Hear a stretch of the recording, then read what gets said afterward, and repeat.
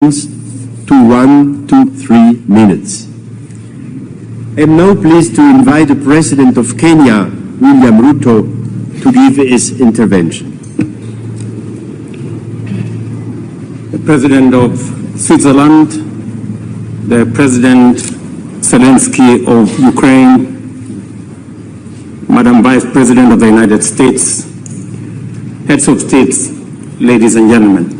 79 years after the international community established a multilateral institutional framework to save succeeding generations from the scourge of war, Russia's invasion of Ukraine has been a horrifying spectacle of carnage and devastation, which has left 500,000 people dead and 7.1 million people displaced in its wake.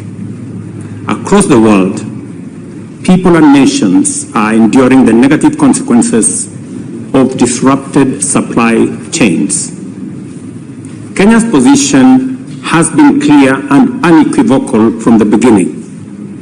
Russia's aggression against Ukraine is unlawful, unjust, and a violation of the fundamental principles of international law, which honor the sovereign equality of nations, upholds their territorial integrity, and advocates the peaceful resolution of all disagreements.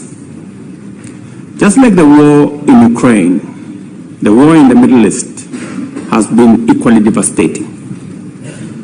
So is the case with the war in the Sahel region in Africa, in Eastern DRC, in Somalia, in the Horn of Africa, and of course in the Sudan. 14 million Africans have been displaced by the war in our continent, and 2.5 million kids are out of school. This state of affairs speaks volumes of global leadership, and especially the peace architecture at the United Nations, and more specifically the gridlock at the United Nations Security Council. Today, a farmer in Kenya, in rural Kenya actually, knows there is war in Ukraine for two reasons. Number one, he paid more for his fertilizer, and number two, his fertilizer came late. Let me also say, this peace summit is a historic step in the right direction. For the first time, we have convened to talk about peace in Ukraine and not war in Ukraine. Secondly, a commitment to peace makes certain fundamental concessions inevitable. This summit should not be a meeting of just friends. This should be a meeting of both friends and foe. To succeed in this positive trajectory, Russia must be on the table, number one.